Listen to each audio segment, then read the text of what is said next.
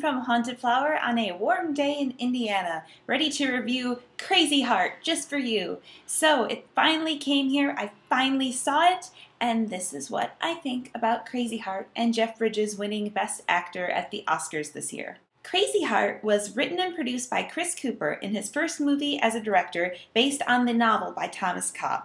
The story chronicles an aging country music star, Bad Blake, played by Jeff Bridges, who is forced to make some adjustments in his life and career expectations after an unexpected romance serves as a wake-up call to move on to the next stage. Jeff Bridges goes on a journey here that really only he could go on. Blake begins the movie really deep in the depths of a downward spiral filled with alcohol, he's broke, and he's playing at bowling alleys. He has lost his way and stubbornly refuses to take advice from those around him and enjoys the loose living, even if it results in puking really often. Bridges' sagging, hairy chest gets a lot of screen time. Luckily, he is not a shy man. He delves really deep into Blake's self-involvement and disregard for others and manages to do it with just a little bit of country charm that still manages to drive the ladies wild.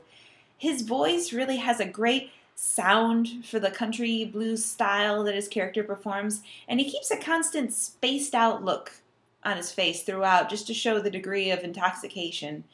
Of course, it's not as funny as the dude from The Big Lebowski, and it's never going to be, but this movie surely is a vehicle for the Oscar-winning performance, and it worked. Maggie Gyllenhaal is very, very surprising as Jean Craddock, a reporter interviewing Blake who slowly gets charmed into his bed and has to back off when his choices do not fit into her life and lifestyle. I would have thought that an older woman may have been more appropriate for the role because there is something a little creepazoid about a 57-year-old man being with her when she still appears so young with only like little hints of age around the eyes. It seems to work for her character though, because you have to remember that the character Jean had a child young and she hasn't been able to trust men, and she's raised her child all on her own with a career to boot, and that would have made anyone just a little bit more mature being rushed through life like that.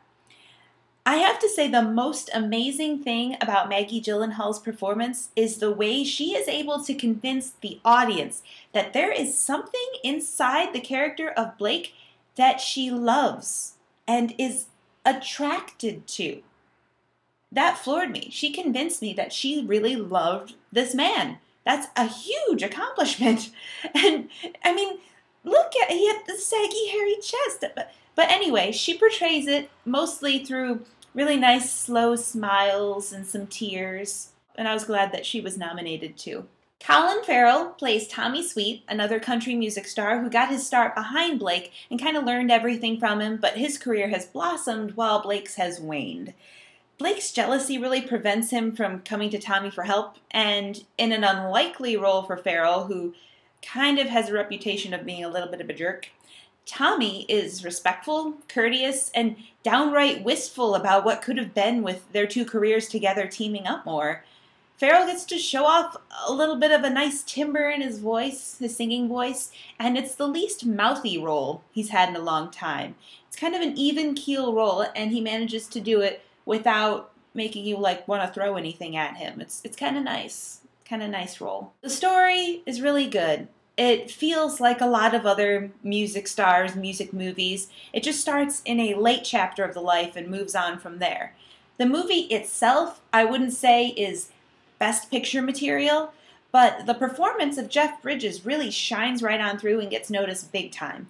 The music in the movie is really enjoyable, and even for someone like me who didn't listen to a lot of country music growing up, it's a soundtrack that you'll probably want to get a hold of after seeing it. I highly recommend it. I think this was a nice movie, a good movie, and if you love like music biopic sort of movies, then you will really dig this one. And that's my review for Crazy Heart. Overdue, but hopefully not underwatched. So come back to my channel sometime soon. I'm always putting up new videos, and I'll see you soon. Shameless plug! Don't forget to see all of my reviews and videos of me on the Rotten Tomatoes show at hauntedflowerreviews.com. Also check out our store, hauntedflower.com, the web's best source for fantastic apparel.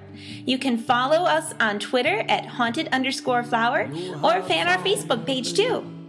If you're local to the Indianapolis area, visit indiemojo.com for details on how you can win free screening passes. This ain't no place for the weary kind.